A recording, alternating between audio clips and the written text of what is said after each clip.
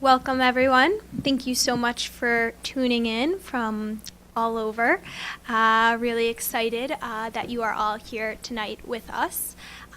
We are here at the Orthodox Union headquarters with our very own Rabbi Shlomo Einhorn, who will be presenting on the topic of how to engage parents in youth programming. Just a little bit about Rabbi Einhorn is he is currently the head rabbi at the Westside Institutional Synagogue here in Manhattan.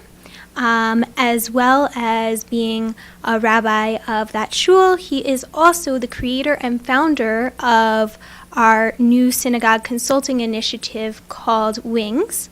So without further ado, would like to get right into it.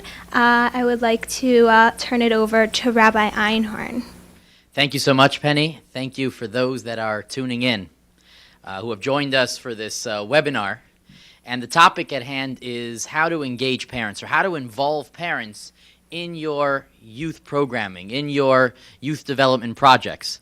So the first question is, why in the world would you put yourself through that? Why are we even thinking of engaging parents? Why would we want that?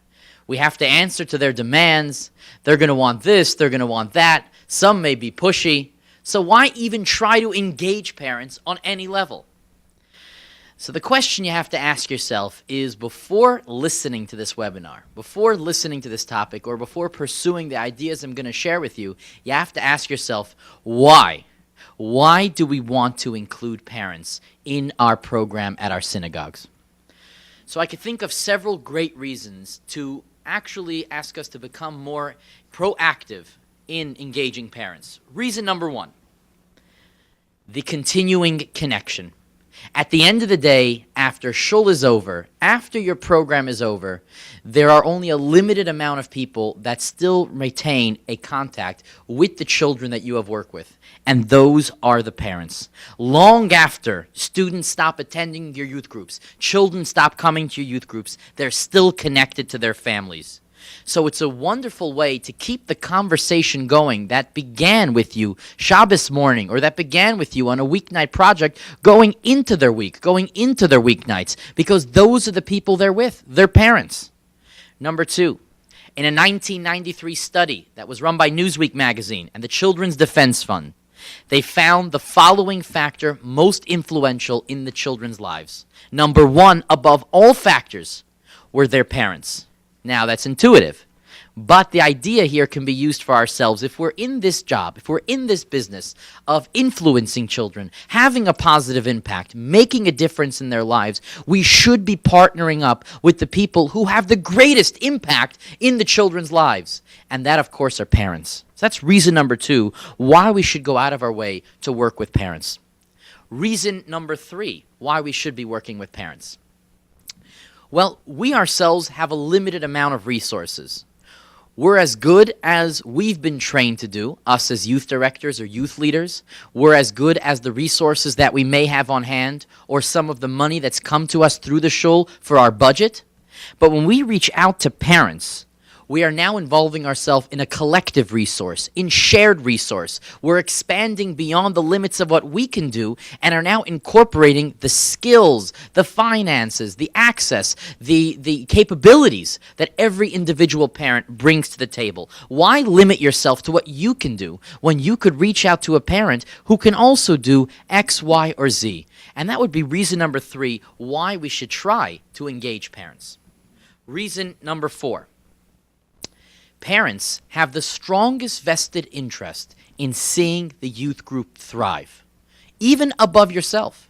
For many of you, this may just be a job. Yes, a job that you're very passionate about, and you love children, but you're not more vested than the parents themselves. The parents want to see their children thrive. They want to see their kids come to shul and have an amazing experience, to go home and say, I love being there. I want to come next time. And therefore, you're engaging a group of people, the parents that is, who already come with a sense of wanting this to work. And it's hard to find partners in this world who want things to work as much as you, if not more than that. And therefore, that's a fourth reason why we should bring parents, engage them in the job that we're doing. Judaism, we have things a little bit easier. System has been set up where for many of the laws, the family is already integrated. We're already brought together. We're used to the concept of working with each other.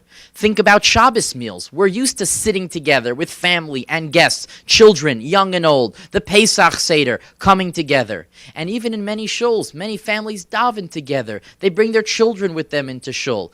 And they sit in groups, in social groups, in family groups. Therefore, our youth groups can be an extension of that connectivity.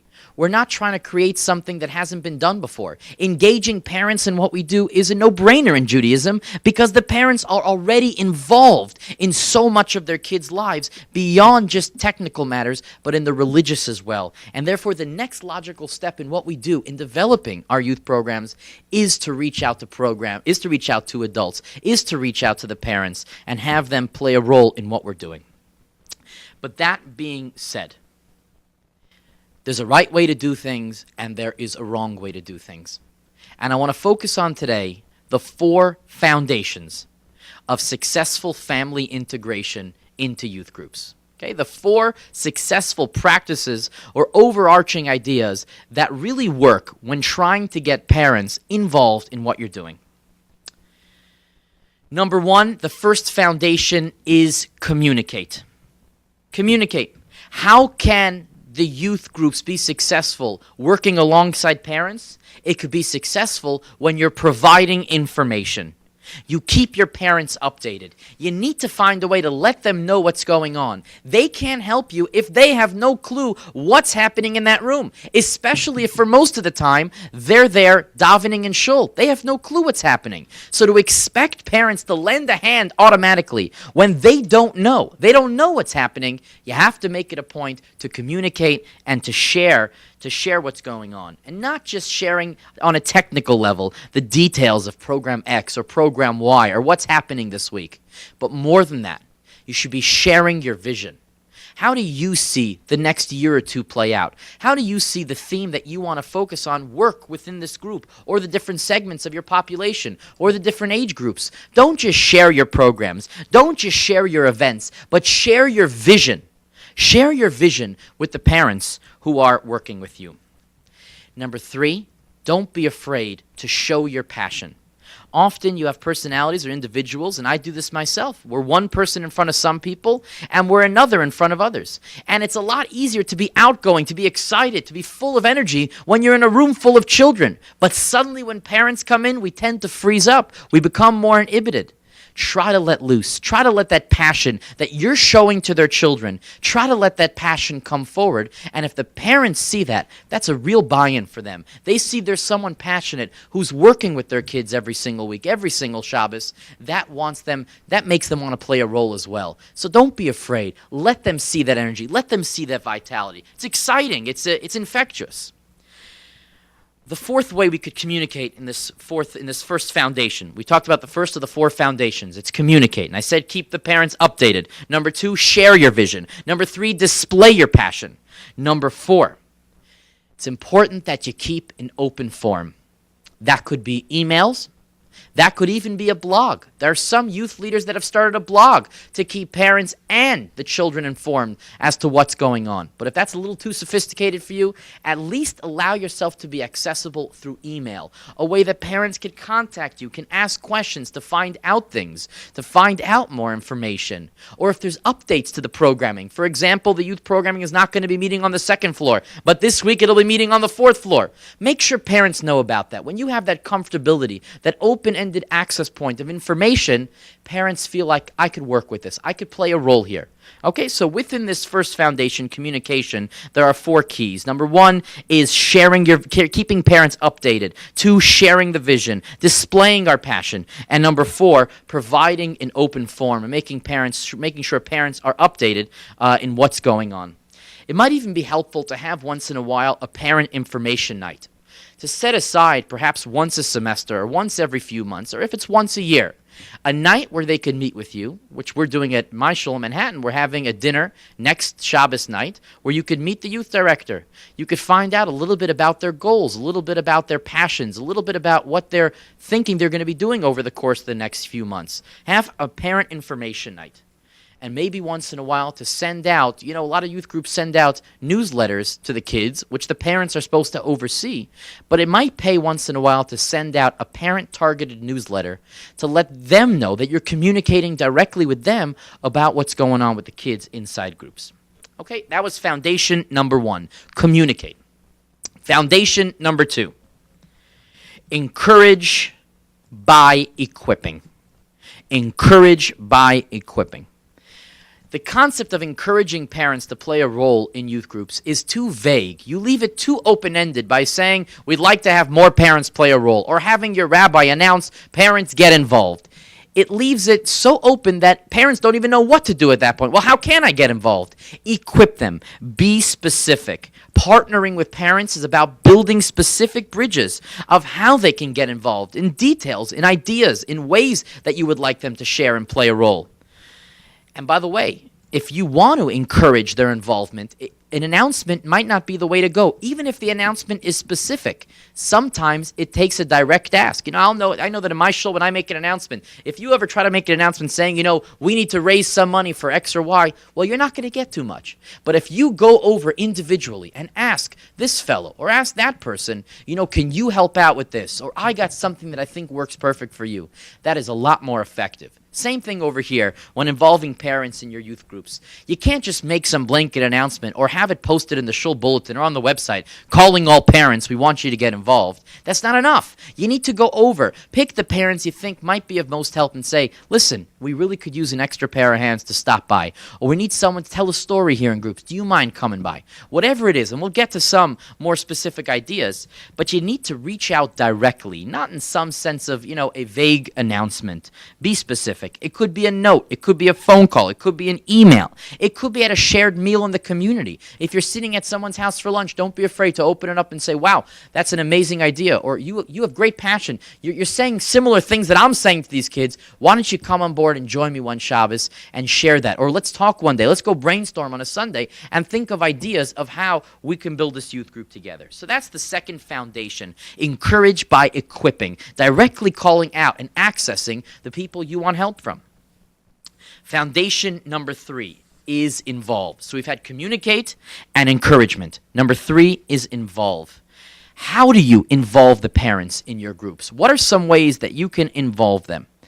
There are no end to ideas, and I'm sure many of you out there could brainstorm together and we can exchange thoughts.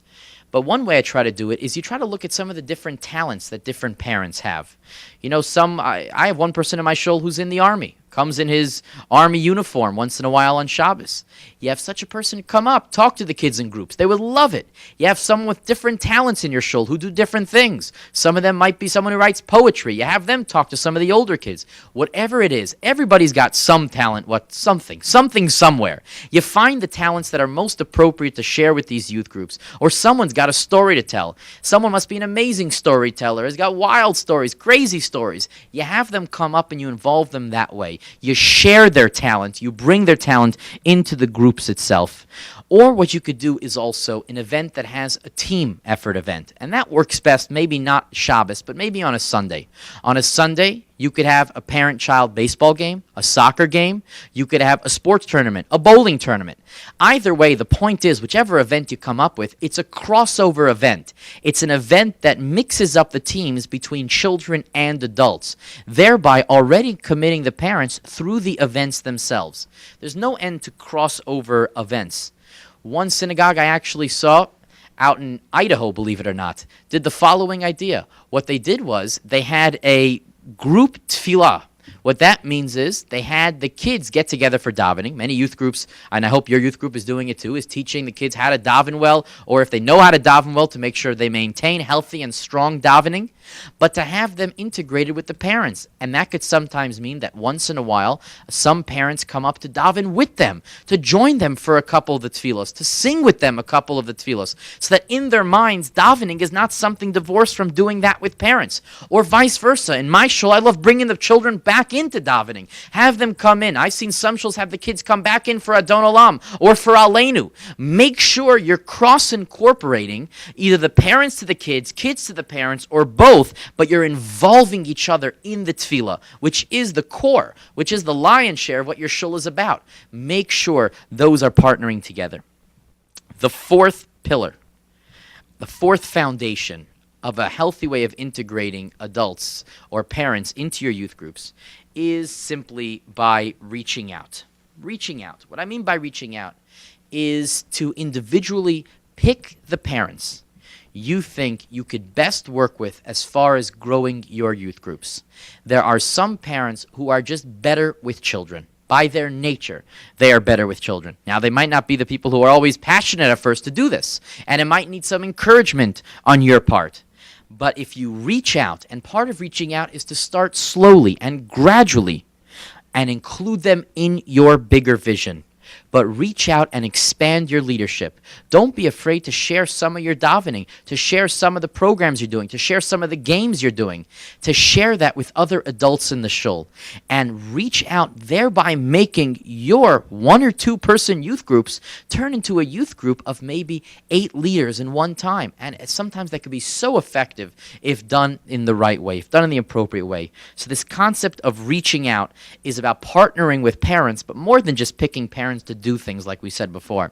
It's about having them join you on the mission and the vision by which you see is going to work with your youth groups. Okay? Share the vision with them. Reach out. Get them to join you or to sign up to your program, so to speak, and therefore you can create an army. Within a few months, you can have an army around you of people that can assist you in the holy work that you're doing already. Okay. So we already discussed the 4 major foundations, right? The first foundation, which was communicate. Second foundation, which was encouraging. The third foundation, which was involving. And the fourth foundation, which is reaching out. Now we need some strategy steps to making these ideas or these 4 foundations actually work. We need the strategy steps. So there are numerous ways to go about this. I'm going to present one path. I think one way that you can make this work. Okay, if this is you could follow it through from beginning to end. There are clear steps here, and if you follow this path in this program, I think you'll have maximum buy-in from your shul and from the parents. Step 1 is that it doesn't start with the parents. It starts with an orientation meeting with you and your synagogue leadership. That could mean your synagogue board. That could mean your youth committee.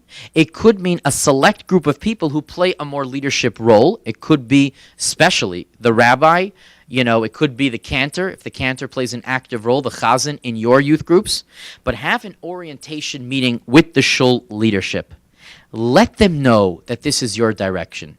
If you're trying to go rogue and do things on your own without anybody in the leadership know what's going on, well, number one, they can get upset about your new direction, which is involving all these parents. They can get upset about that further down the line and say, well, you're just complicating things. But number 2, more important than that, you've taken out the people most important to your support and guidance, which is the leadership of the synagogue. So right away, before you're even going to parents, you need to approach your shul leadership ahead of time. Try to work out any kinks that taking a adult engagement process that might face you. Try to work those out ahead of time and work with the leadership.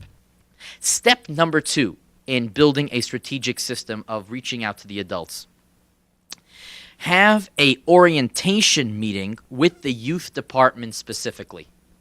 You got to let the people you're working with know. If you're managing 4 or 5 teenagers under you, or if you're managing 1 teenager under you, or 1 8th grader under you, or you're working with a couple of parents already in the shul who serve as the youth chairs, set up that meeting. That meeting's separate from the shul leadership. The shul leadership lets the shul know this is the path I'm taking my youth groups on, and you hope you could align it with the general shul vision and the interests of the rabbi and the president and the synagogue board. This is now taking the team that's going to most directly work with you and letting them know where you're planning to go. Many youth directors express frustration that they had a certain idea of how they wanted it to go and it didn't go. And the problem was they didn't tell anybody with them what they were planning to do. Share share with the people around you that this is what you'd like to do. This is the direction I'm going to go in. I'm going in for a direction of family-based youth programming. This is what I want. This is, I think, the best way we can grow these groups. Let your teammates know what you're doing so that they could buy into your vision as well. Step 3, now you're ready to go to the parents. I think at that point you could turn it over and you've got the shul leadership involved in what you're doing. Your youth chair and your partners in crime, so to speak, and those that you manage within the youth groups are on board with what you're doing. It's now time to make your pitch and reach to the parents. So step 3 is have an orientation meeting. Like I mentioned before, when you communicate, one of the 4 foundations, have an orientation meeting with the parents themselves. Let them know about your plan, how in the future of this shul, after speaking to the rabbi, the president, the youth chair, you would like to see this shul go in a direction that incorporates the parents into working with their children. Why? Well, you can go through any of the reasons I mentioned before. Because you know the parents could have the greatest impact. Because you know they have so much to bring to the table. But involve them. Set up that meeting right when the time is right. Strike while the iron is hot and bring them in. Number 4, after you've met with them, after a meeting with the leadership parents, make a timeline for your process. You want to begin identifying a clear timeline how you could put changes into motion. Because a goal that you set, if it can't be measured, and it's not being monitored, and it's not being watched over a schedule without any appropriate cadence, you would need luck to make it flourish. And you don't want to have to use luck here. You want to have to be able to go forward with your best stuff, your best strategies, and therefore a timeline of how to incorporate parents. Well, I'll structure an event this week on the 2nd week of this month. You know what? I'll structure the next one, the follow-up one, the 2nd week of the next month. And you thereby create a cadence by which to follow, and therefore the parents know what's coming. Everybody know what's coming, and you could watch yourself gradually build towards involving more parents into your youth groups. The 5th step, and I think in the 5-step strategy process of turning your youth groups over into an adult-oriented youth groups, is make sure to begin the process all over again. You know, the leadership of a shul could turn over often, or many times the boards themselves turn over often. If the rabbi's the same and the chazan and the president may be the same for a couple of years, but everybody else in the leadership changes. Or many times even if everybody's the same, they all could use a rejuicing. So I would say begin this process all over again. Take out time to have that orientation meeting with the shul leadership. Step 2, have that orientation with those involved in your youth groups itself, those that you manage below you, those that work alongside you, the youth chairs that are monitoring the work that you do. Have this meeting with them as step 2. Step 3, have an orientation meeting with the parents. Step 4, develop your timeline for the next few months again and keep recreating it, keep monitoring it, keep measuring it, making sure that it works. And step 5, begin again. Keep starting again, because with a good, clear mission, can't get enough clarity. You got to drive the mission home. You got to drive the vision home that we are partnering with parents. Again, no vague announcement in a bulletin, calling all parents. That means nothing. You're going to call nobody. Involve them directly, interact, make it clear, reach out, call them, email, whatever way it is, inform them, communicate, bring them in. Okay. Here are just a couple, we spoke about the 4 foundations of adult involvement-based youth groups, and we spoke about 5 strategy steps and how to implement it. I'd like to just point out a couple of do's and don'ts that do come up quite frequently. Number 1. Begin this slowly and purposefully. Don't rush into this too fast. Don't all of a sudden have this grand vision, and what happens is you have this pile-up factor where you have too many parents in the room at one time, and you're not knowing what to do with all of them. It's got to be structured, it's got to be slow, it's got to be gradual, and begin growing it with purpose. Allow one step to take root before you move on to the other. Another do. Make sure you communicate your vision through different means. Repetition is the key here. Communicate it through the shul's email. Ask the rabbi if he can mention the new vision that you have for your youth groups. Mention it through whether it's a bulletin, a newsletter, and mention it in one-on-one conversations. Try different avenues to get the discussion going of what you're planning to do to involve parents. Another do. Spend more time listening and talking to parents. You're not yet a rock star. You don't need to run out of youth groups the second it's over. Take the time, listen to the parents, listen to their thoughts, listen to what they have to say, and let them know you're there to schmooze with them at the end of groups. And you'll get an idea of what they'd like to see, what they're not seeing, of the things they'd like to do to help. But you have to spend more time listening to them. You can't just assume you know what the parents want.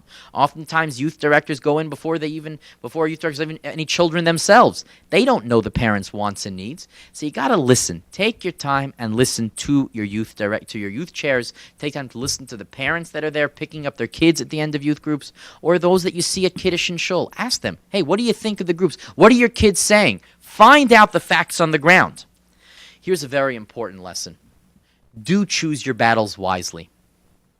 As soon as you involve parents, you are going to find that there may be a little bit more conflict, because every parent has a different opinion of how things should be done.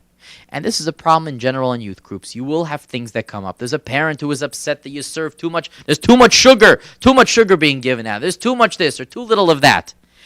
You're going to have to pick your battles. You can't always go on the defensive. You can't always go on the attack. You have to know which are the appropriate things that you do need to be insistent about, and the appropriate things you need to let go, or the appropriate things that you could say, ask the youth chair, ask the rabbi, ask the president, I'm not sure. But you got to be savvy at knowing which things you could tackle, which things you should tackle, and which things you shouldn't tackle. Now, that's general advice for youth groups in general and youth directors all over the board, youth professionals. But I bring it up today because it's important when you transition yourself to involving a lot of parents, you do open it up to a lot of opinions, and you need to know which are the things you're going to agree, disagree, stay principled about, or allow flexibility. You need to know where you stand on each issue. Here's a big no-no. If you're going to involve parents, you're wasting your time if you're going to limit it to a couple of random programs. Involving your parents, and what we're suggesting today, is an entire mindset shift of how to run your youth groups. This is not about creating more babysitters on hand. This is not about showing off to a greater amount of people the great stuff that you're doing. This is about engaging some solid leadership, making the most of some really great talent in your synagogue, impacting the kids in a way you never thought possible. So this cannot be contained to a one-off program. I'll involve the parents on a Sunday sports event, or involve the parents in this event or that event. It doesn't work like that. You need to make sure that this is a vision it's interpreted through and through whatever you're doing with your youth groups throughout the entire year. It's a different model, but it's a model that's popping up all over the country and is finding a lot of success and traction. Those are some of the do's and don'ts. There are inevitably going to be parents that are what we call pushy parents. Parents who are just extremely difficult, more difficult than anybody else you're dealing with. Everyone else is a pleasure, but I got one set of pushy parents. What do I do with them? What are you supposed to do with them? By the way, another nickname for them is agenda parents. They're driven by a certain agenda. They're always pushing in the groups. This is the way they want it. This is the way they have to be. So how do you handle that? What do you do with them? So I think there's a couple of things you could do, and I think if you incorporate these, you might diffuse much of the problem. Number one, just try listening. Oftentimes, agenda-driven parents just want to be heard. When you don't give them the forum to be heard, you take away the very ability to release their frustration. Listen to them. Hear them out. Acknowledge and validate what they are feeling. I'm not saying you have to agree with it. I'm not saying you have to run next week and change the whole, snacks of what goes on, or the time that you do the davening versus the time that you do activity X or Y. But listen to them. Hear them out. And be actively listening. Even ask for clarification in what they're saying. Number two, clarity. When you are clear about why you're doing something and the purpose of why you do it, and even why you disagree with them and why you're choosing it to do for this reason, the clarity helps a lot. So number one, listen. Number two, clarity. Number three is you're not the rabbi, but you still could tend to their emotional needs like a rabbi, meaning show them that you care. You may disagree. You may not want to implement some of the ideas these agenda-driven parents have shown you, but at least show them that you are sensitive to what they are worried about. You are sensitive to what they're nervous about in your youth groups, and you're trying the best you can. You can't always make everybody happy, but you're trying the best you can because you care about their kids. And if they see that even though you disagree, but you care so much about their kid, that will make all the difference in the world. And I think the fourth piece of advice I can give you in how to deal with agenda parents or pushy parents, I think, is to realize that your job is not to be a people pleaser. You have to be willing to disagree. You have to be willing to say, that's just not what we plan to do. Yes, there are times you got to chalk it up and say, speak to the youth chair, or speak to the rabbi, or speak to the president, or speak to whoever. But there's sometimes you can be confident enough and say, I'm sorry, we've been doing this thing with the kids, and they're just loving it. I know it might not be working for your kid, and we'll try our best. But the kids in general are thriving from it, and we have to just run with it for a little bit more. Be prepared to disagree, because you're not there to make every single parent happy. It's not possible. You can't possibly do it. Certainly not an adult-involved, adult-engaged youth programming that we're talking about. You're not going to make everyone happy, and that's okay. A way to involve your parents, and just a couple ways, and with this, I will close it out. A couple ways, just if you're thinking of creative ways to involve the parents, is, without doing the whole sports thing and having a whole day dedicated to sports, is if you had parents, you can get, let's say, 15 or 20 parents in the room, or you could even do this at your parent orientation meeting that we were speaking about. You could do is you could take a check, and you could write on your check $1 million. And what you do is you pass it around the room and you ask each parent to say what they would do as far as the youth groups in their shul if they could use that $1 million. That's a great program because that elicits very direct discussion and gets the creative juices flowing as far as what to do for their children. It's a marvelous event. Try it out and you'll see creativity that you didn't realize was there in your congregation. Just people you didn't even know. They were so quiet, these parents. Suddenly they're filled with ideas. So you could try this checkbook game, and I think it's very powerful, and it elicits a lot of great thought, a lot of great discussion. Your shul could even run, if they want to partner up with you as a whole, the shul, they could even run a bunch of seminars concurrently that work with parents on parenting, and therefore it's sort of run in conjunction with you, and that's one way of getting parents involved in what's going on with the youth. You have these seminars that keep the parents coming back. One could be energizing your child's spiritual life, how to build healthy morals and values, how to understand the youth culture, the ways of an art of consistent discipline. There's no end to topics. There's 4,000 great parenting topics, if not more. But if you're offering it as a class at the synagogue, and you might not be the one appropriate to give it, but you run the program in conjunction with your team, and you have someone talk about these things, it's a great way to get parents involved on the cerebral level with what's going on in the planning of your youth groups, have them very committed and engaged what's going on in the youth programming. There's so many resources on the internet, so many great things you could find. There's no end to integrated programming, which has parents and kids working at the same time. Those are not the issues. That's the easy stuff. The more challenging is the stuff that we've been talking about, sticking to a system, building a strategy, and having the patience to see this type of youth programming grow over the course of a year, and watching it develop, being able to have an eye for who are the parents that you need to keep closest, who can help you the most with what you're doing here for these children. That takes time. That takes a certain amount of time, testing, trial and error. You'll bring the wrong parents in sometimes, and it could backfire. That's part of learning anything. But there's people to talk to. Talk to the rabbi. Talk to the leadership. Find out who are some parents they want to get more involved in the shul, who've been a little bit on the sidelines. Ask them. Find out. And you'll realize that before you know it, you have the most amazing youth group in the country.